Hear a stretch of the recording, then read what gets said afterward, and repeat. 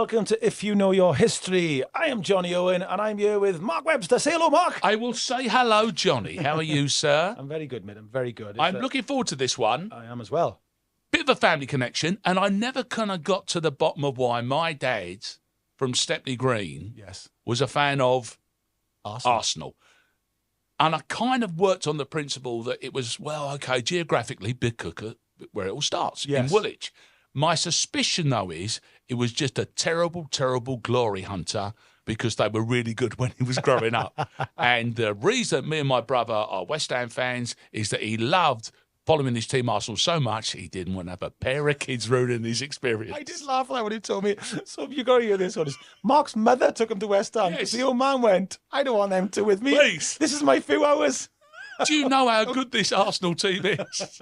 Give me some respite. Last thing I want is Mark and John tugging my cuffs going, yeah, Dad, what's happening there then? Eh? But every Webster member ever since is grateful that we are supporters of a team with little or no impact on titles or cups.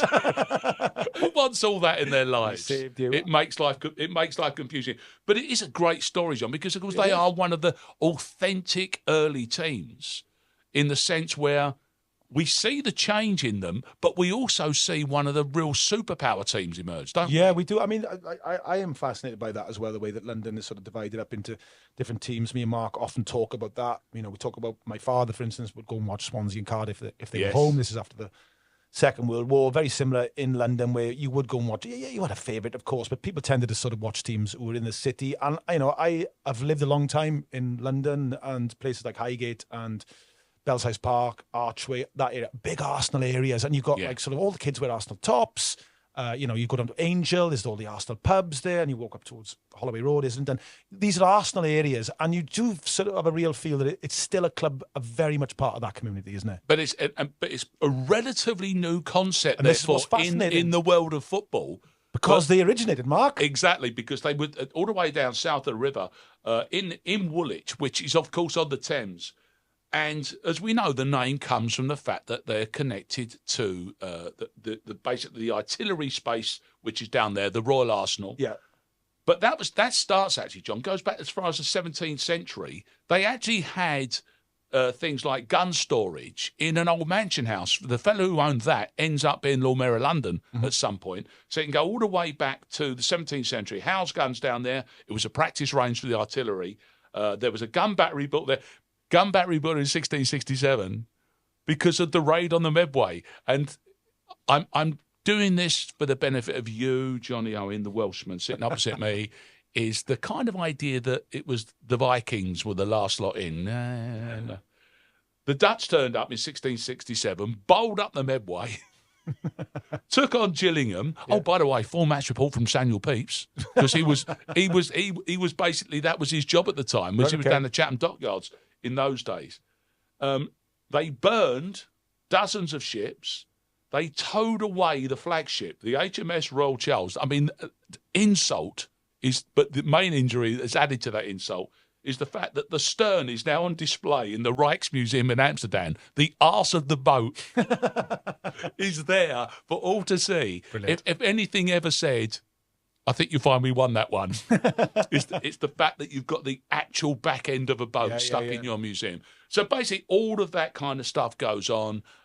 So for centuries, that area, through the Crimean War, Battle of Waterloo, obviously, but then it starts really building up into what will become, obviously, the Royal Artillery down there as well. But in those early days, in which you can pick it up, is from very early on, it had a gun square, but then it had Dial Square, and Dial Square becomes operative, doesn't it? Yeah, it becomes the name of the first sort of team that's formed there at this we would call it now an arsenal, we call it a military barracks, whatever you want to call it, but that was formed there.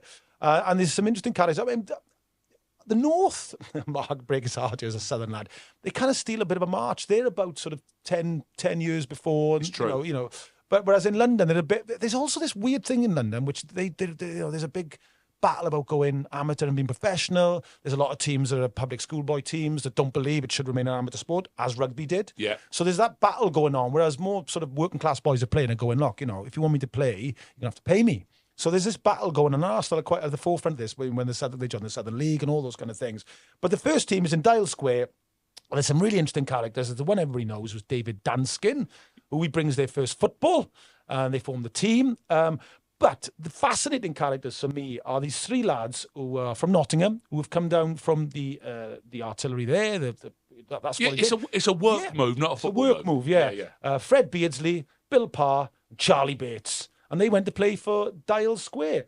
And Fred Beardsley is the most fascinating of the characters. He's born in Ilkeston, which is a minor village just outside Nottingham, in 1856 on Christmas Day. He's 5'7", and he's considered one of the finest goalies in England. And he's sacked from Chilwell Ordnance Depot, which is their version, for playing too much football. No, really? Yeah. So he goes to London so that he can get another job. Where's Beardsley? Anyone see Beardsley? Yeah. Oh, not again. With a few mates. But he's playing for Forest. But they sack him from his job. Yeah, he's playing for Forest. And what he does, he says to Forest, I'm going to start a team on the earth. Lend me some kits. So to this day, Arsenal play in red because of Nottingham Forest.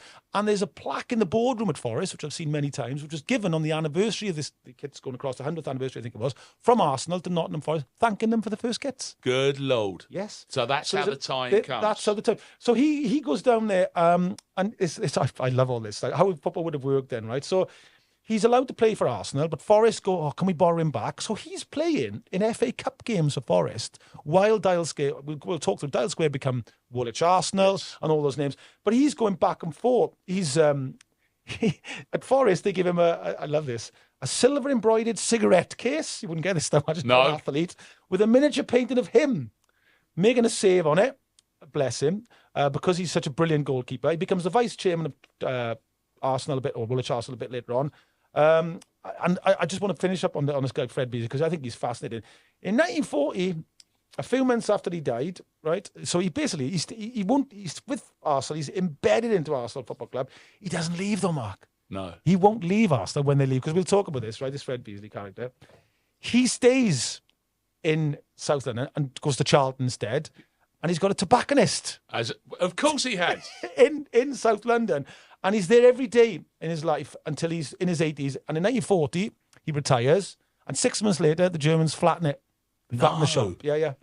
Fate. What a character. Fate was smiling kindly. For Fred Beardsley, I always think, people quite rightly know about David Danskin, but Fred Beardsley is a massive character in the early days of Arsenal Football Club. But what we can do is we'll go back because I want to talk through how they become Royal Arsenal in 1887. It's worth giving it the context of that, exactly, because that happens on Christmas Day. So they're very briefly working at Dial Square FC. Yeah. And Danskin, but this is already, you're starting to see the way that the cogs are moving within there, because Danskin basically comes in, he's organised the first subs, he's the first bloke going around taking a few quid in. He plays in the first game, they beat the Eastern Wanderers. He gets injured ultimately in 1889 and doesn't have much involvement after that, particularly because the nature of the club is changing quite dramatically when Woolwich Arsenal as a name starts to come into effect, doesn't it? I was quite fascinated with this because they become the first club in 1893 to join the Football League from the Southern League. But it's the rapidity of how they sort of become an established big team. Because lots of teams are works teams like Newton Heath for us, become Manchester United Railway. But it's how quickly they become Dial Square, they become Royal Arsenal, they become Woolwich Arsenal, and an established team. It's done. They must have had, they did. They had brilliant people there on the board and playing for them, didn't they? Exactly. Obviously, over the water, Thames Ironworks, 1895. Similar stories are starting to be told. The way that's all beginning to evolve. But in practical terms, it's almost too good. The speed at which they move means that when they're now Woolwich Arsenal, things aren't going particularly well. And as a group of, as a football club in itself, it starts to lose money, doesn't it? It starts to collapse in on itself. So despite Arsenal, moving a bit later in 1913, just before the First World War, north of the river, we'll talk about that. We need to talk about the Arsenal crest. Yeah, because the logic of that is that it absolutely ties in with its history. Yes. And of course, as you say, at this particular stage, what we're talking about is a football team that's changed its name a few times, emerged now as Woolwich Arsenal, plays its football on a variety of pitches in the sort of Plumstead area. Yeah.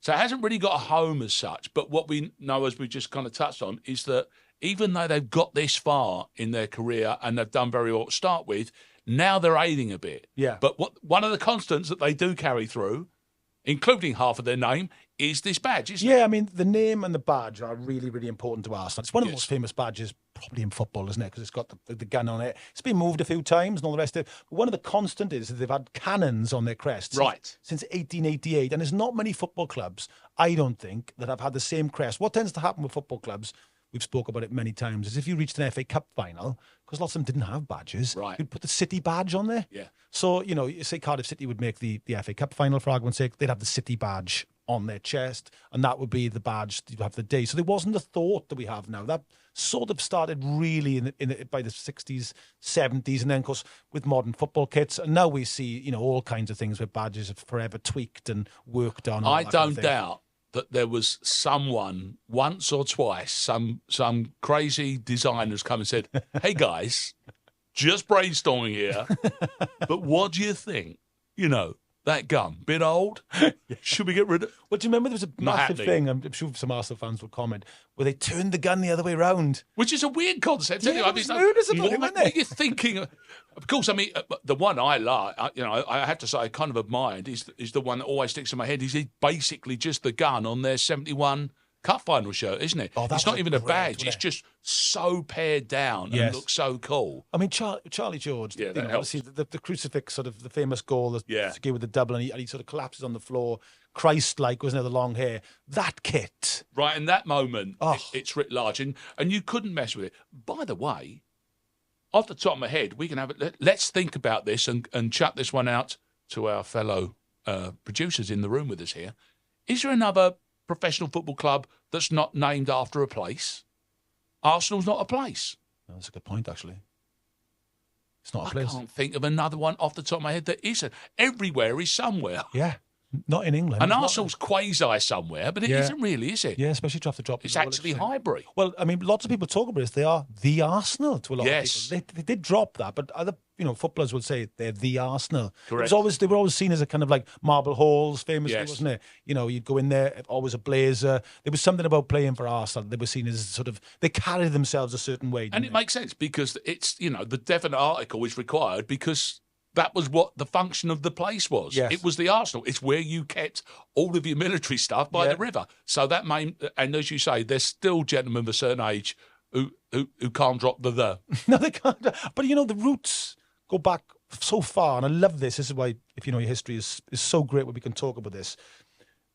The badge has its roots in Woolwich Arsenal because the original badge in 1888, this Mark, was three cannons. Three of them. Cannon was there, three from above, with lions' heads on the three cannons. Right.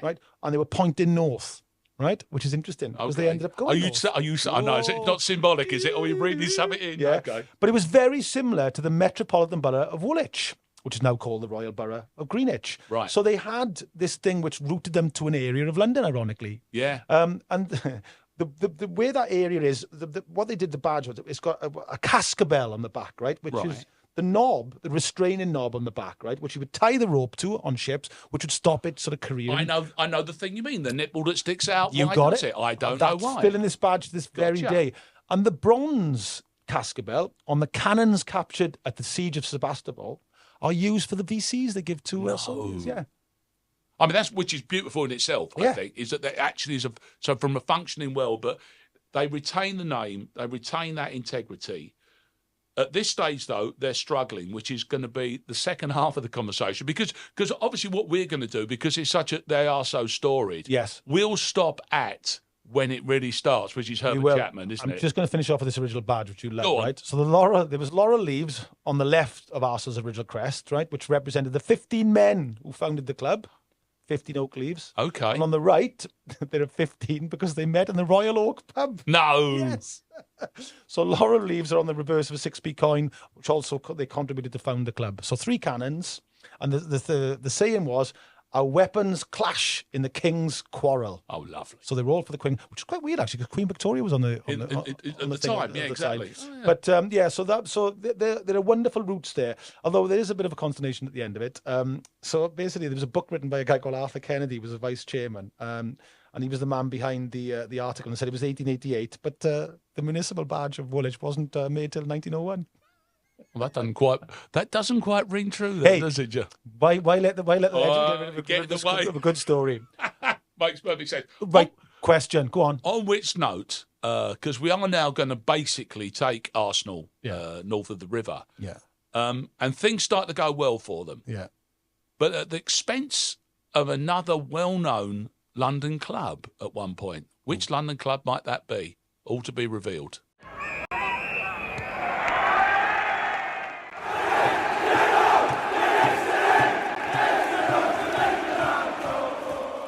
Hello and welcome back to If You Know Your History. We are on the Arsenal today. The Arsenal. Let's call it the Arsenal because we're a history podcast. Yeah. I like that. John Robertson calls them the Arsenal. Does he still? He does, yeah. It's good. It's with the amount of name change, we've already touched on half of them. Yes. Let's go old school and give them that romantic little name because obviously we're about to kind of move them north of the river, but it doesn't happen immediately. We mentioned that they started to run out of money. They needed bailing out. Yes. May I introduce you, Johnny, to Sir Henry Norris? I like the sound of this guy. He's a colourful character. I'm delighted you do, because he becomes involved with the club early on. He was born in Kennington in South London, working class boy, but privately educated. Yeah. Moves into property development. Right. Just keep that in mind. We like those to me as football owners. Well, they become lots. Still to this day, it's like where's their money? Property development. One wonders, doesn't one? Yeah. So that's what he's doing. He starts at Fulham. He's the mayor of Fulham actually for a while, for around 10 years as well. He's also a local MP. He got knighted because of his part in military recruitment for World War One. But as chairman of Fulham, he doesn't see their ground and that space enough for that club to develop. Tries to move them to Stamford Bridge. Really? Wants his football played over there. Decides that the space that they're going to do it, the rent's too much. The person he's negotiating with falls out with him, starts Chelsea FC. Right, okay. So Chelsea begins as a direct result of the fact that Sir Henry wanted a better deal to make Fulham the bigger and better club. It's 1910, though, is when he starts buying shares in Woolwich Arsenal. Mm-hmm. But his first plan is to merge them with Fulham as well. Was it? Okay. And that didn't happen because of the way that they didn't want to develop the area again, hence him trying to get out in the first place. So now all of a sudden he's looking at a bit of spare land over North London way. Yeah, he's got he looks at some playing fields of St. John's College of Divinity. And he secures a deal, doesn't he, where he gets them for £20,000. Yep. It's a 21-year lease. That becomes Highbury.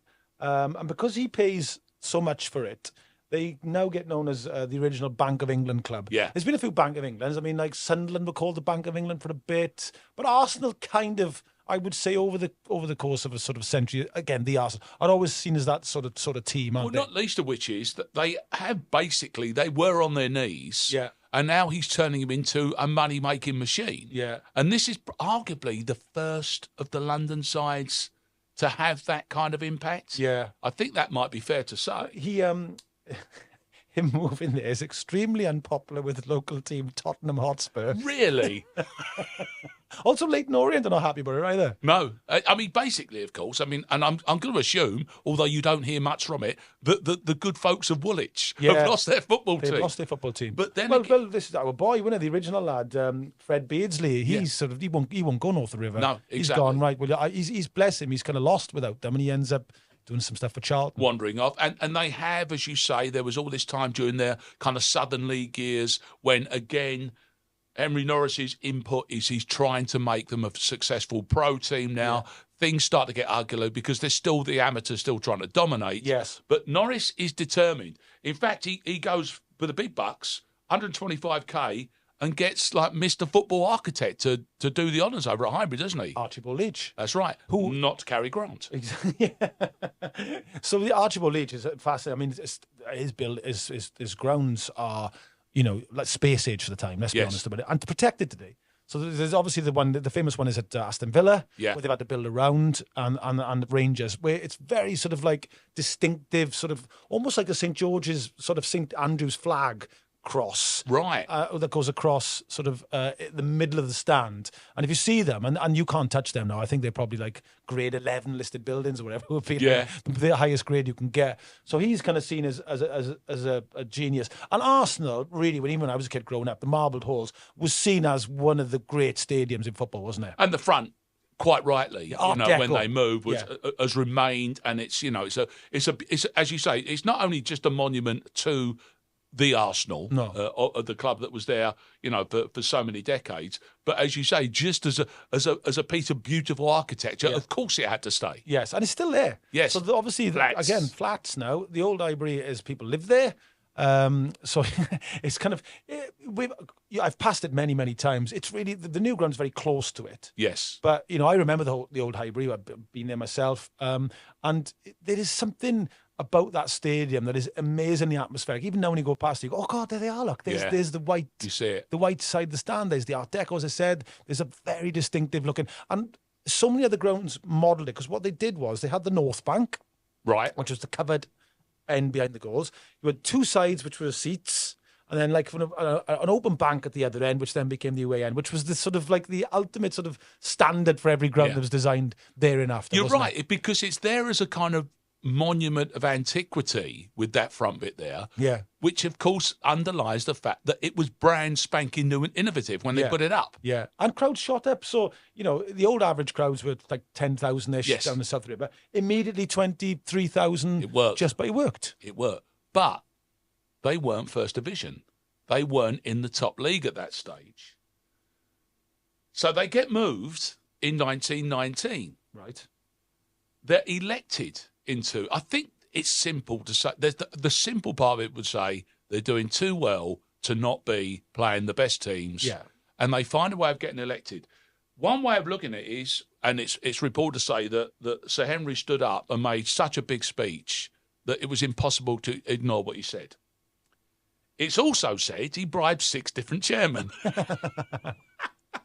to get the job done.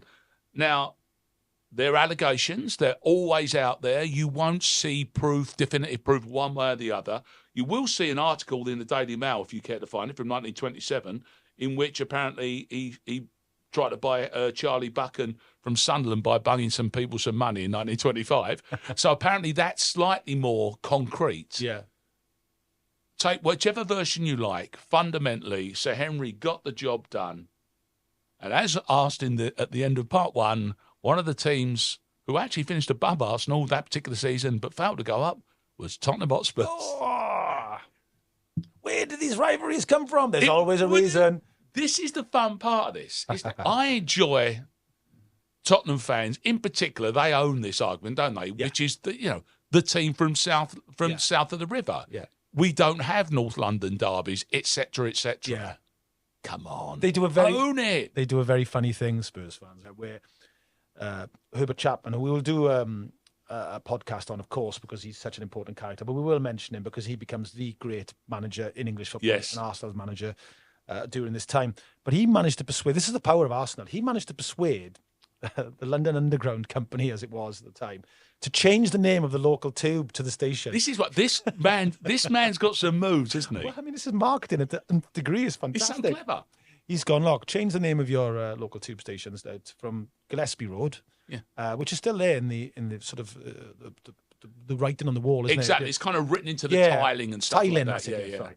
And change it from Gillespie Road to Arsenal Station. So they do. He persuades them to do it. To this very day, Spurs fans still call it Gillespie Road. Yeah. They will not call it Arsenal. They will not shift. Like, A, the team's not even from round here, and B, how dare they change the name of a tube station? I think they should major a lot more on the fact that they were bumped for Arsenal, who got promoted without arguably deserving to do so. Yeah. First game at Highbury was on the 6th of September 1913. They beat Leicester Foss 2-1. Leicester Foss. Should have kept that name. Why did they get rid of it? That is Leicester now. You keep that, innit? Leicester Foss. It's an old park name. It's not something like that. Yeah, it's an area of Leicester. It's from the Roman times. Oh, wow. And you'd have been the only Foss. That's exactly. Apart from obviously the one who directed all that jazz. Oh, it's Bob Fosse. Close enough. But basically, 20,000 turn up. Ground's not finished. Yeah. And their leading player, who was a fella by the name of Joby, gets injured, and he's taken back to his lodgings on the back of a milk cart that they borrowed. More of that. Exactly. We need more of that. So, again, they allow him to get their inaugural game away in a building that is fundamentally unfinished and not necessarily arguably therefore safe. No, but either way, that's 20,000 people. But it makes the whole thing work because Norris has now done exactly what he's been trying to do for ages with Fulham in the first place, and then with Woolwich Arsenal in the second place, and now with the team that is ultimately about to be called Arsenal, I think, in 1914. Yeah. But they took Woolwich with them as a name, didn't they, I think, for a season? For a season, and they got rid of it. And then it was the Arsenal, then it became Arsenal. And then obviously, we'll talk about this a little bit later on. In 1925, Herbert Chapman comes in, and there's the famous kit change, which we'll have a chat about. But here's something for you, which I was told as a boy, which I thought was fascinating. And when I say this, they go, London is the only city in Britain as a football team not named after it. All your teams are named after little areas. I've always been astonished that nobody come in with like a London City London FC. Or London FC or London United. Yeah, simple. They all took areas like Tottenham, Chelsea, Fulham, Leyton Orient with Clapton Orient, Woolwich, Arsenal. But nobody ever took the name London. Every other major city has got a Liverpool, got a Birmingham, Glasgow. By the way, there's another one, because they're now just called Orient. That's a football club not named after a place. Yeah. Are they not Leyton Orient anymore? They've gone through several, haven't they? Have they? But, of course, they're called Orient because they were originally the Pacific and Oriental team from the boats, from the shipping line. Is it? So that's what they were, Leyton Orient, Leyton Pacific and Oriental, and Orient has ended up being a name of a team, but not, of course, a place because they're in Leyton and Leytonstone. I had to do write a voiceover script for like a package for HTV Wales, one of my finest moments, and Cardiff were playing there, I think, and they scored 3 goals, and I buried in 3 gifts on Boxing Day at Orient. No, 3 men. I managed to put them all together. I was so pleased. Nobody noticed it. Okay. If one of the blokes who scored was Frank Incense, then we are David flying. Moore up front. And he was gold. Yes. I knew that we'd get there. That was important. Yeah. So Arsenal at this particular stage are already emerging as being the leading club in London. The First World War happens, which is obviously a moment where there's nobody. Takes a bit of a pause. Takes a bit of a pause. They come back after the First World War, but into the 20s especially, we can, like I said, we'll do a deep dive on this. Herbert Chapman comes in, who a lot of people, Leo Moynihan, our great friend, the writer and journalist, he argues that Chapman is right up there with the Shanklys, Busbys and Steens as a manager, an innovator, what he achieved, how he changed football. Because he famously starts at Huddersfield, wins titles, then he comes to Arsenal and does it. And isn't there the bust of him in the halls and all the rest of it? Exactly. So you'd have to pass that. So this is a man that left an indelible mark on that football club. And also, he was the man that introduced the white sleeves. And so we're no longer a straightforward Forest derivative. Exactly. So there's 3 stories. There's a Forest story. I love the fact there's so many stories. So I was once told by a Forest fan that the reason why Arsenal play in with white sleeves is they played against Forest once because they clashed.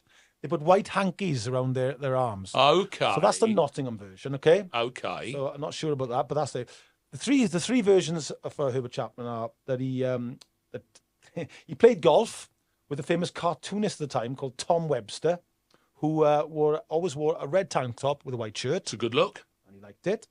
The second one was not so good, really. He seen somebody walking one day and thought, that's a good look, Chapman. And the third one was that he just had the idea himself. It's the golf mate. It's the golf mate, isn't it? Seeing someone walking, having your idea yourself. No, I'm having no. I'm on the Nottingham one, the little white hanky. That would make sense because they used to distinguish themselves they used to distinguish themselves by wearing a hat. It's like quite how slow football must have been in those days. You could just say this side wore blue hats, the other side wore stripy red hats. And that's all you really needed. What headed the ball then? Well, you took your hat off. No, okay, of course it did, yeah. Okay, cool. So, actually, you probably need it because the ball probably weighed about half a ton. So I'd have kept my cap on, I think. So that's the way that Arsenal progressed. We get them through that period. I think, though, let's do them the honour of suggesting that ultimately they become this successful a team because they actually get a film named after them, don't they? They do. The Arsenal Stadium Mystery. Just before the just for the start of the second World War, 1939, the Arsenal Stadium mystery. And it starred somebody that was one of my grandfather's best friends. Really? Yes. And so we used to watch it as kids when it came on. And my grandfather would go, there he is. And his name was Bryn Jones, the famous Bryn Jones. Right. Who was signed from Wolverhampton Wanderers for a world record fee in the mid-30s to Arsenal. I think it was £14,000. And isn't history interesting? Everything changes, but everything stays the same, Mark. Questions are raised in Parliament. Gets out. Football was becoming too decadent. How dare they pay so much money? Arsenal has gone, it's gone ridiculous. They pay for this Welsh midfielder who moves across, and then the Second World breaks out, unfortunately, right in the middle of his career. But at that point, I'll put this in. How can I get this in an Arsenal podcast? Very easily. At that point, Wales had won 2 or 3 home championships out of 4. They were considered the best British team. Just for the second. Oh, they were the ascendant nation there. That was Bryn Jones and that great team, David Astley and all that. And then, unfortunately, the Second World War came and sort of disturbed that momentum. But he's in the film. So as a young boy, I would literally be told, there's there Bryn he Jones. is. My grandfather and my father as a sort of, when he was about 5 or 6, just after the Second World War, he would be taken to Arsenal to go and see Bryn every summer. And he would walk the marble halls and have a little walk around. Wow. The rest of it. He said it was amazing. That's superb. Yeah. And of course, you mentioned the way that works, because the other little fact that comes out of that, which is really nice, is the team that they played, the actual match footage which they use, they were called the Trojans in the game, but Brentford doubled up and also agreed to wear completely different coloured shirts than normal so that they would match with the shirts that the actors are wearing. Brilliant. As well. So a whole game was played, and that actually is the live footage. So you actually see live footage in the 1939 film, The Arsenal Stadium Mystery. Well, there's an interesting fact, Mark, right? We often say that football is the most difficult film to do as a drama. Yes. Because the actors, it's the most difficult thing to recreate playing football. You can do it with boxing and rugby even. Totally. What they do for that, thinking ahead of the game, used actual footballers. Used actual football, playing actual football in front of an actual crowd as well. So smart move. Smart move. Because when in the film itself, but I'm sure it'll be on YouTube for people to have a look at. It's a great way of looking how the stadium looked at that time. Was they introduced the players individually? They talk through them all. Yeah. So how they wound the story around using the team, but I suppose the whole crux of the film was that you're using an Arsenal team, but it was a massive box office hit because they were that star-studded and that important and that Bank of England big by then, and all from a little humble bunch of fellas who paid subs to one fella who would call themselves ultimately Woolwich Arsenal from the other side of the river. Dial Square, and from Nottingham. From some fella from Nottingham who was kicked out of an Arsenal up in Nottingham or a military barracks because he played football too much. And what did he do? He goes all the way to London and goes, I know, lads, should we have another game? I'll be brutally honest with you. If the Dutch hadn't got so far up the Medway, there might not have been a Woolwich Arsenal team either. The Dutch will claim it. Yeah. Total football. Total football. Thank you. This has been If You Know Your History. Please subscribe and join us soon.